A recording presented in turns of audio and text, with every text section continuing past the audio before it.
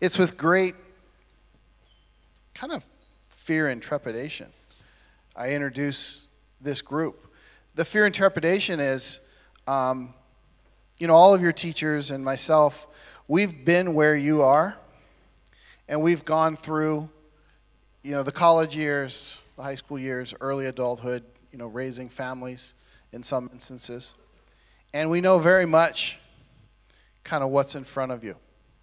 And we also know very much the incredible opportunities that are afforded to you, the incredible experiences that you're going to have. And you are entering, if you're not, there's about an 8-year window that, although it doesn't feel like it in 9th grade, you're in that 8-year window that are probably some of the funnest years of your life, where you're getting to do things, you're getting to experience things, and you're in that time right now. And it really gets better and better and better. And then you graduate and you go into the workforce and you show up 9 to 5 every day, and you wish you could be a student again and a little more carefree. But also in that time, there are some things that can happen and will happen to a small number of us. And I think what you see on the stage is a representation of, you're going to hear stories of where things didn't quite go the way people anticipated they were. And what I'm going to submit is, this probably started somewhere right in this age. And so the American School of Dubai is happy to bring in an organization called Freedom from Chemical Dependency, because they are people who can speak to you very eloquently, in a very raw way, about issues that you are either confronted with now or you will be as you transition through these 8 years. So please give them a warm welcome. You'll be spending time with them this week. Thank you, sir. Good morning, ASD. Good morning, Johnny T. I like that. Hands up those of you who recognize me. Nice, nice, nice. You are probably going to recognize a bunch of other of my colleagues here. What I'm going to do this morning is this. There are 6 of us here. I would like to introduce all my colleagues to talk for 5 minutes about themselves, and then I will wrap it up about what we're going to do this week. This is my 5th time here. It's great to be back. I love coming here. I always have a good time with you guys. For those of you who do not know anything about FCD, FCD Prevention Works is a global non-profit substance abuse prevention organization. For the last 40 years, we've worked with about 2 million students in 60 countries. The significance of that is what we have found, because we're a health-based organization, that it doesn't matter what the legal age is regarding how alcohol interferes with the development of the brain, right? What we do know is the vast amount of people who are in recovery, and you're looking at 5 people and myself who are in recovery, long-term healthy recovery from addiction, and you'll hear a bit about our stories, and you'll find that there's one common denominator, and that is age of first use. We attend, just for the record, AA meetings, and the reason I'm saying that is this. If we were sitting in a room, an AA meeting, and a guy gets up at the podium and goes, "My name is John, I'm an alcoholic, and I started drinking when I was 23, everybody would just look at each other and go, "Did you hear what he said?" It would be probably a shock to us. Now, it does happen, but it would still cause us all to look around, because that's not normally the case, all right? And I have one question for my colleagues right now. Hands up those of you who thought you were not going to get addicted. In fact, keep your hands up if you were determined you were not going to get addicted, and you knew for certain you were not going to get addicted. Hands up those of you who got addicted. All right, I rest my case, all right? So, in middle school, Adrian Spellman and myself, top 2 kids in our grade, in our class, our grade, for 3 years in a row, every single subject. Great runner, conducted a choir, worked in the school store selling candy, played lots of different sports, did lots of wonderful things. I was very high all the time on life. My brain was exploding with lovely, wonderful chemicals. I looked forward to going to school every day. In 1 year, everything changed in my life. And without getting into it, during that year, being bullied, lost my mother, and tasting a very strong alcohol that I didn't even It was just handed to me. I took a swig. I knew it was alcohol, but I was so nervous in front of the other kids. I took a big gulp. It went down my throat. I thought I was going to die. It was really strong. A minute later, I got a feeling in my head. I never forgot that feeling. And I chased it down until it chased me out of school, chased me out of my job, and chased me into addiction. So we're going to have a good week, by the way. We did a survey here. The majority of you folks are healthy. We walk into a healthy environment when we walk into ASD. So even though some of us might know people who are using, I want you to know this today. If you're sitting here and you're making healthy choices, you are in the majority. It's a very important feeling to have when you went from middle school to high school and all through high school. And we will be talking about that during the week. And what I'm going to do is not to waste any more time. I'm going to hand it off to Glenn Hall, who's otherwise affectionately known as Mr. G.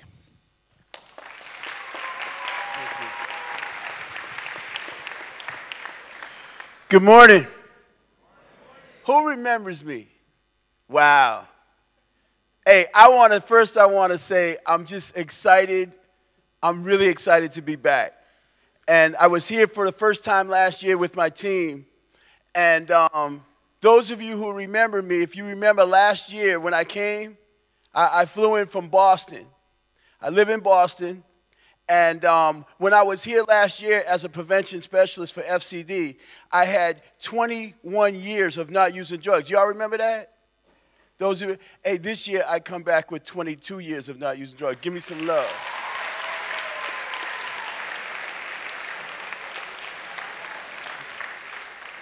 I like this girl up front. She's like, ew. Hey, man, check it out, right? I don't use drugs. I stay clean. I'm always clean. Do I look clean? Hey, don't whistle at me, man. So I'm going to hang out with you guys with my team this week. We're going to be here all the way up until the end of the week. And during this week, we're going to bring to you guys a lot of personal information about what happened to us. But it's not going to be all week about us. A lot of it's going to be about you. And we expect you guys to get involved with us, ask us questions, learn about the subject of chemical dependency, know what you're up against, stand for something so you don't fall for anything. Anybody in this room can get addicted to drugs, anybody. I got addicted to 5 different drugs. I stayed addicted for 22 years. The 5 drugs that I got addicted to, I couldn't stop. I have a big family back in Massachusetts. I have an identical twin brother. My brother and I got addicted to the same drugs. We look exactly alike, except I look better. My brother, right, he couldn't stop like I couldn't stop. And we started with one drug. Take a guess at the drug I started with. Who's it? Stop. Cocaine. No. This dude up here is like, crack. You smoking. You're a crackhead. No. I smoked a joint of marijuana. I didn't think it was a big deal. Hey, man, listen, I was 13 years old when I tried my first drug. By the time I was 20 years old, I was addicted to 5. Nicotine, marijuana, alcohol, cocaine, and heroin. And I'm so fortunate, man, I really am. I found recovery at the age of 35. I overdosed on heroin. 3 days later, I was in blue pajamas and smiley slippers. I was in a place called rehab. They taught me how to stay off drugs. They taught me that I never have to use drugs again. I can still get high, but just not on drugs. Like right now, I'm high. No, I'm serious. I'm high right now. And man, I'm telling you, they asked me this morning, because I came in late last night. I was like, because you know, you fly all that, you come off the plane, you're like, I didn't feel good last night. But I woke up this morning, I was like, yeah. No, I feel good, man. And check it out, right? There's 2 reasons why people use drugs. One is to feel, the other is to not feel. I don't need drugs to feel good. Shoot, I went back to my hotel last night. I got some rest, had a nice breakfast this morning. Y'all know what I'm talking about when I'm saying I'm high, right? I hope y'all know. Because little kids are funny, man. Y'all ain't little, but you know the little kids, they gonna get all confused. They're like, Mrs. G, you're high? I'm like, wait a minute. The little kids, Mrs. G, the drugs are so strong 22 years ago, you still high, right? I'm high on life. Let's get it straight. I want to thank you for having us. I look forward to the week. Those of you who are going to be in my class, you can already tell it's going to be a crazy week. But we're going to have some fun, educational fun, of course. So thank you for having me.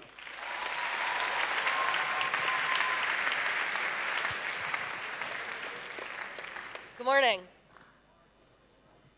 I was here last year for like a day or two because I live in New England, and there was this huge snowstorm. It took me like 2 or 3 days to try to get here. So I'm happy to be back here on time for the whole week. So I have this, you know, Johnny T was talking about how we all have this thing in common where we all started using alcohol and other drugs at a really young age. That's true for me too. The first time I put a chemical in my body, I was 12 or 13. And it was the summer between 7th grade and 8th grade. And the first drug I used was marijuana. And I didn't think it was that big of a deal, and I thought it would be fine, and I definitely, as Johnny T said, did not think I was going to be addicted. I actually was 100% sure I wasn't going to get addicted because I was under the impression that you couldn't get addicted to marijuana. And so I was like, well, like, no problem here, we'll be fine. Over the course of a very short period of time, up until I was 16, my life went down the tubes at a very rapid rate. In a way that I did not think was going to happen, in a way I was 100% sure was going to happen, and in a way where I couldn't even see that it was happening, right? When we're going through things, we can't always see what's happening. Have you guys heard the phrase, like, hindsight is 20/20? You guys familiar with that phrase? So the reason that phrase exists is because when you're in the moment, it's not 20/20. When you're in the moment, you can't see what's actually happening. So that's what started to happen to me. I started to use marijuana, I started to use alcohol, I started to use cocaine. The only reason I used cocaine, I would have told you I would never, ever, ever would have used cocaine. I was intoxicated, under the influence of alcohol at a party. Alcohol affects your judgment. And so somebody offered me cocaine, and I said, okay, which is not an answer I would have given under any other circumstances. I am extremely lucky. By the time that I was 16, I got into recovery. So I only used alcohol and other drugs for 3 years, which completely destroyed my life. I am super fortunate that I was able to get into recovery. So I have this awesome experience where I spent 2 years of high school using alcohol and other drugs, and I spent 2 years of high school in recovery, which was an awesome experience. Which one do you guys think was a better experience for me? In recovery, right? Not putting alcohol and other drugs in my body. If you're in my classes, you guys will hear about, you know, the 2 different proms I went to. I went to one prom under the influence of alcohol and other drugs, and I went to one prom not. Which one do you think I remember? Yeah, I remember the second one. The first one I don't remember so much. I have this amazing life. I'm super, super lucky. I'm super, super fortunate. I have this great job where I get to go around the world and talk to you guys, which is super cool. And so that's some of the stuff that I'm going to be talking with you guys about. Again, I think what Johnny T said I think is important. Please come talk to any of us about anything, because that's what we're here for. We're here for you. So I'm going to turn it over to Diana. Thanks.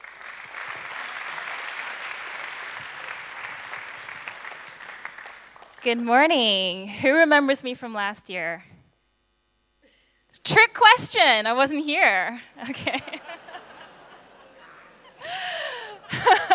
My name is Diana. I worked with Glenn a few weeks ago in New Orleans, so naturally people just started calling me Ms. D, so you can call me that as well. I'm here from New York City. Anyone's been New York City?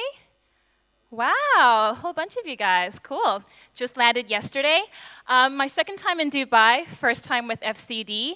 And it's actually my first year with FCD, so I feel really fortunate. This is really the job of my dreams. I get to travel around the world and talk to young people about a topic that's really, really important to me because, like my colleagues, I started using substances in my teens. So my story with substance use really began when I was 16. I moved from all-girl Catholic school in Hong Kong to New York City public school. So I had the combined factors of being in an entirely new environment, all the freedom in the world. My dad gave me a car allowance, but he wasn't around a lot. I had the combination of being really young and kind of insecure and wanting to impress, and being around boys for the first time. And another factor that was really important in my first time use of a substance, I had this perception that all kids in the US my age were drinking and using drugs, but definitely at least drinking. So with all of these factors in mind, being impressionable, whole lot of freedom, thinking everyone was doing it, I took my first drink at 16. Okay? Now, over the years, I dipped in and out of other drugs, but alcohol was there to stay for quite a long time. Now, I went to college.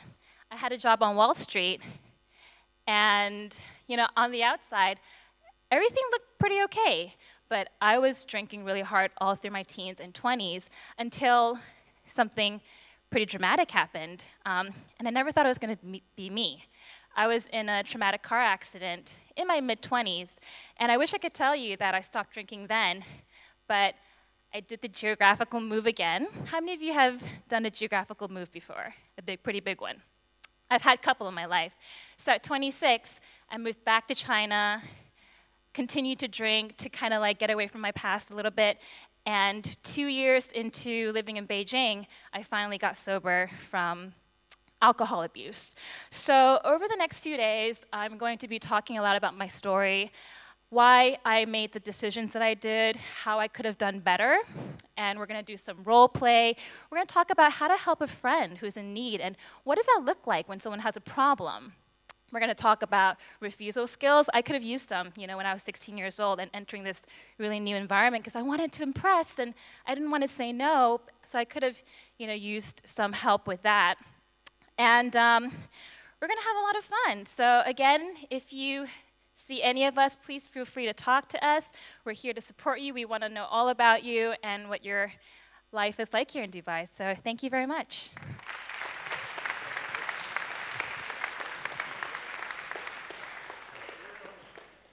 How's it going, y'all? Good morning. Good to see you. My name is Will, and I was here last year. Did anyone have me last year? Nice. Good to see y'all again. Yeah, it's great to be here. I got in last night around 10:30, and I flew from the southeastern part of the United States in a town called Asheville. Anybody know where Asheville is? What's that? Tennessee. You live? Yeah, it's right next to Tennessee, North Carolina. Yeah, not Nashville, but Asheville. But it's great to be back here. This was a school where I worked last year, and I came away just feeling that the entire community, from Krish, who was just doing some of the technology, all the way down to the 5th graders and all the way up to the principals and all the administrators, and most importantly, you guys, we felt really welcome, and we feel like it's a really healthy community. It means a lot to me, just like the rest of us, to be here to talk to y'all at this time. This is kind of it's an interesting time because you're getting to kind of know who you are, and that's not always the easiest process.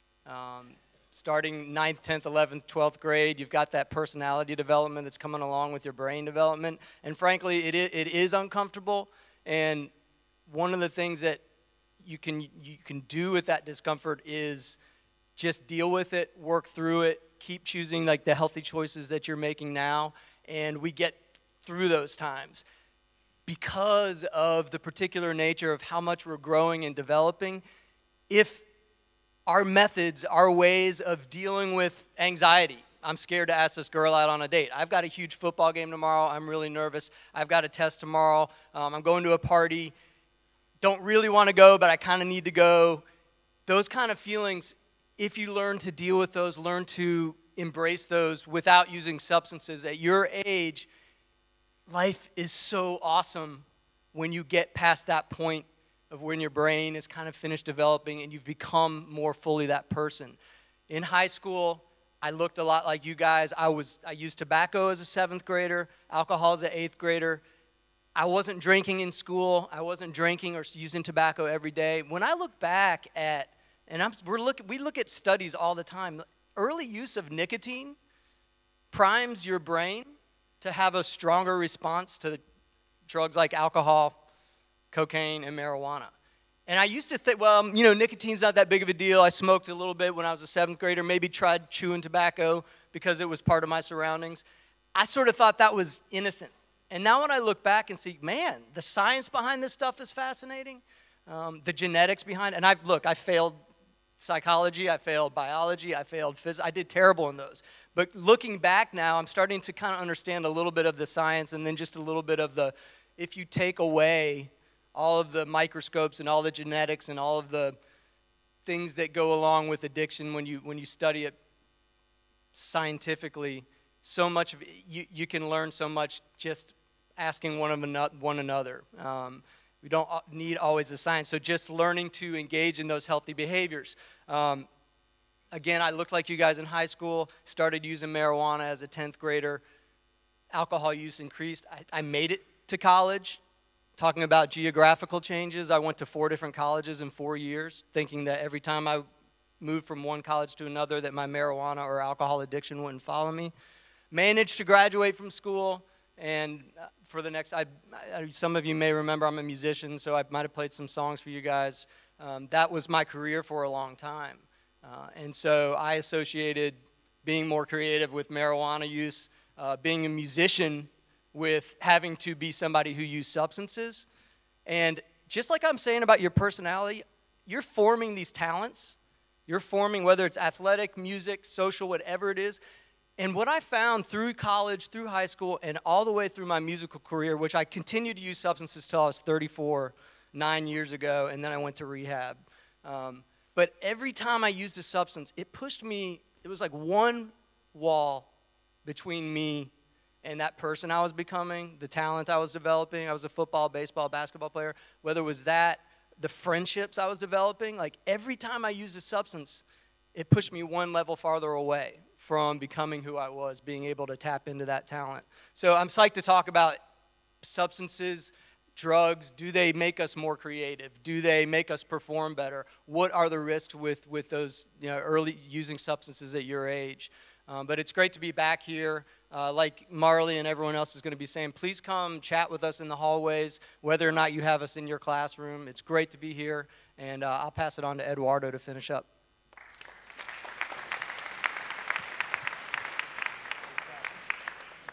Hello. How's everyone doing? Good. So my name's Eduardo, and I also work for FCD, and I work with these fabulous people that are standing over here. So I'm going to tell you a little bit about myself. So I got sober when I was 19 years old. I went to the American School of San Salvador. That's where I learned how to speak English. Hence, I live in a country that only speaks Spanish, which is El Salvador. Anybody ever heard of that? Okay. Anybody know where that is? Not that who's good at geography? Yes, go ahead. Yes, good. Okay. So, thank you for that. This is I think it's my 3rd time here. I didn't come here last year, but I came here 2 years ago.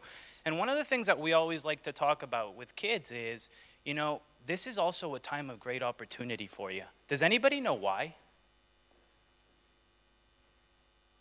What's different between a teenager and an adult? Brain? Who said brain? Yes, you're absolutely right. But here's the thing, and it could. But what about the brain, young man? Yes. Frontal lobe. But here's another thing, and I don't know if any of you knew this. Okay, so the frontal lobe, yes. So this kind of could act like a double-edged sword. But today I want to highlight the positive things about the teenage brain. Because here's the thing. All of you have peak levels of 2 essential neurotransmitters. One is called dopamine, and the other one is called serotonin. But I want to talk about dopamine. Anybody know what dopamine is? Yes. It makes you feel good. Is dopamine just about making you feel good? What else does it do? Who of you are learning how to speak 3 languages? That's impressive. How many of you remember what you ate last night? How many of you remember what you ate 2 nights ago? Impressive. Here's the thing. For purposes that I'm going to do, so we're going to do an exercise. I have 3 representatives. Over there. Come on up. How about a freshman? Okay, come on up. One other one.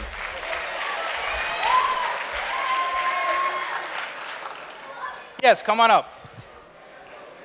Actually, okay, come on up. Here's the thing. And now I'm gonna pick 2 people from my team, okay? So this is the adults versus the teenagers. First of all, let me pick one and then you all pick the other one. I'm gonna pick John Tumman. You guys pick somebody. Mr. G? Okay, Mr. G, come on up. Okay. Statistically speaking, if you look at the teenage brain, and if we talk specifically about dopamine, I do want to highlight this, which is really important. Dopamine is not just happiness. It's also tied for your ability to concentrate. Operating under higher levels of dopamine as a teenager means that your ability to learn and retain information is a lot higher than adults. So let me ask you a question. Does that mean that you're smarter than adults? I think your parents would argue with that, and so would your teachers. But here's the thing. So let's see about learning something new. So here's what we're going to do. Mind you, I didn't teach them this. And statistically speaking, it would take a teenager 30 to 45 seconds to learn this. It would take an adult about a minute to learn this. So this is all I want you to do, okay? We're doing this. Everybody go like this. Okay, now here's what we're doing, right? Let's see who learns this first. Look, hey, look what you're doing. Oh, no idea.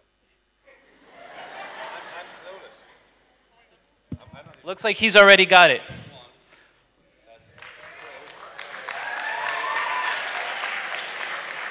No, Johnny. Like this. Just switch hands. This is 1, right? This is 1. That's 1. Now switch hands. Switch hands. I rest my case. That's the teenage brain. Ladies and gentlemen, thank you very much. Okay, just FYI, in case you're wondering what they did, this is what they did. Everybody go like this. Okay, it's fairly easy. All you're doing is switching hands, going like this. And then going back. And then going back. This is actually learning how to cross information from your left lobe to your right lobe, from your right lobe to your left lobe. Here's the thing, and here's something that's really cool. When I was growing up, I learned how to speak sign language, and I didn't practice it until I was like 22, 23 years old, and it stuck in my brain. Why? Because of the synapses that are going on and that are happening in your brain. Oftentimes, we hear people say, you know, teenagers are at a really, really high risk of becoming addicted, but here's something that's really good about the teenage brain. This is also a time of great opportunity. This is the building block for your future. These are the connections that are going to help you for the rest of your life.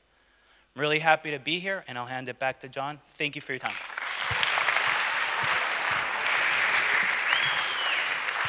Yeah, that's good.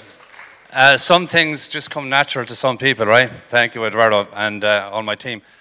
I have a question for you folks, and I just wanted to address a few issues right now so that we can investigate these conversations during the week. And the first one is this. I have a question for you folks. How much alcohol would a teenager have to drink for you to say that they've got an issue with alcohol? So I'm going to make it a bit easier by doing a number for you guys. So I'm going to put it in as plain language as possible.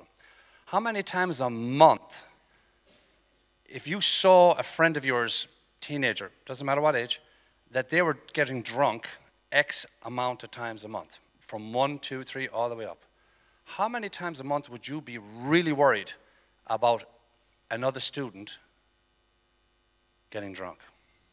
So what I want to do is this. Let me see. How about 5 or more? Raise your hands. 5 times a month or more? Raise your hands. Okay, 4 times? Put your hands down. 4 times a month or more? Raise your hands. All right.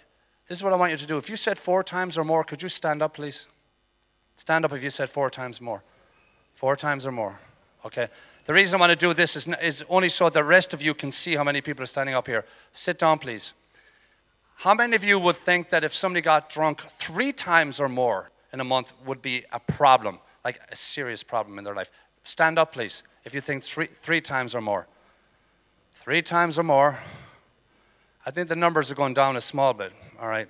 Let's sit down, thank you. Let's do 2 times or more. 2 times or more. So you know a student who gets drunk 2 times or more. At least 2 times. Stand up if you think that's a problem. 1 person is up here? Okay. Do I have to say, stand up those of you who think 1 time or more? Raise your hand. I don't think so. Okay, we got 1. Okay, 2, 3. Sorry, okay. All right. It's kind of confusing because you should really think it was 2 times 2, but that's fine. So there's about 4 of you. Okay. Let me say this. I had a conversation with Dr. Lever this morning. He was in talking to us, and he mentioned something which struck a chord for me because I happened to make a note of it last night myself. And that was this. How many of you guys have heard the expression, work hard, play hard? Hands up if you heard that expression. All right, I want you to look around if you're in the front row. Take a look. Just about everybody has their hand up, right? And now listen, if there's one thing this team could do successfully this week, would be to completely demolish that statement because it makes no sense whatsoever. All right? Let me just say this. I haven't told you what I know about higher risk. What I was trying to describe for you guys is what we call a higher risk drinker, all right? The higher risk drinker is a category that we don't place you guys in, you guys place yourself in by this. When we did our survey, if you guys did the survey, you were asked a lot of questions. And some of the questions were, have you ever got into a car with somebody who's been drinking? Have you ever found it hard to, this is because of alcohol, have you ever found it hard to concentrate at school? Have you ever passed out? Have you ever thrown up? There's a whole series of negative consequences. And when you have those negative consequences and you drink a certain amount of alcohol, we determine you're a higher risk drinker. So the question is, how much alcohol does it take to create those negative consequences? All right? And in your average school and in this school, students who drink 1 time or more have a list of negative consequences in their lives. Here's the thing. If you go to a party, all right, and there's a story about the party a couple of days later, even if there's a negative consequence from that story, the chances are it's probably told in a way where you might even be laughing and somehow we kind of make fun of it. But we don't hear the kid who runs in on a Monday morning and goes, hey guys, guess what? I was at a party on Friday and I got trashed and I don't remember a thing. Nobody says that. Nobody comes into class and says, hey guys, guess what? I had a sexual situation. I totally regret it. Let me tell you all about it. Doesn't happen. Meaning that doesn't happen. But the incident happens. And how does that person feel within themselves? If they were to tell somebody, who would they tell? Who would they tell? What kind of friend? Best friend. What's the first thing they would say to the best friend before they tell them? Don't tell anybody. So here's what happens. Here's what happens when young people drink alcohol. Depending how much they drink, of course, but 1 time a month is all it causes. We didn't make this up. You folks do. You folks, you young people, we do surveys. We've done nearly 70,000 student surveys in the last 5 years, and this is consistent. So here's the reason I'm telling you that. If you're worried about a friend, I just want you to say this to you. If you're a healthy kid and you're worried about a friend, it is not 3 or 4 times a month. It's not twice a month. It's just once or more. This, by the way, is over a course of a year. Not every time somebody drinks, these things happen. But a lot of times, every time a young person drinks, they do not have a negative consequence. But most negative consequences that happen in young people's lives, regarding the list I talked about, they've been drinking. I think it's very important as a community that we see what alcohol does and the level it takes to do that. I think that's really important. Here's another question for you folks. One of the questions you were asked is this. All right, I've got a few minutes left. I want to leave it open for questions too. One of the other questions, this is really important. It asked you, whose opinion do you value the most when it comes to making decisions, right, surrounding substances? And the 5 categories were, if you can remember, were your parents, yourself, your teachers, coaches, your friends, and upperclassmen, if I'm correct in that.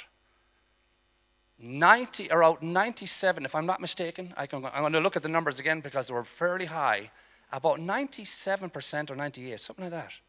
They're really high. They were over 90 anyway. Percent belonged to 2 categories. Can anybody want to guess what those 2 categories were? My friend. Parents and self. Bang on. You better believe it. All right? And we're going to be talking to your parents about this, by the way. In other words, the people that you guys want to let down the most, by far, is your parents. And parents themselves don't really realize how influential they are in their kids' lives when it comes to making choices around substances.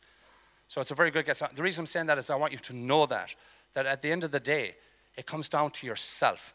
And if you say yourself, it's probably because of the way you were brought up, so you add your parent into it. What I want to do is you can ask, we've got 2 or 3 minutes, you can ask any one of us a question. It doesn't have to be me. Anybody want to raise their hand and ask a question? Anybody? And remember what everybody said, by the way. You can speak to anybody, no matter whose class you're in at any time, or in the hallway, or in a private meeting, if you like. Any questions? Dr. Lever, it's all yours. Thank you.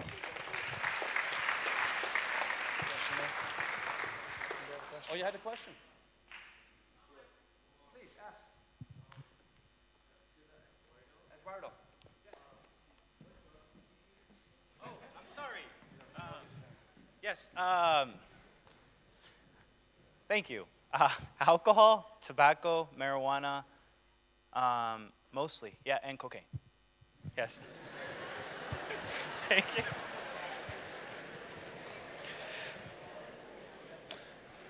So thank you. A hand for our guests.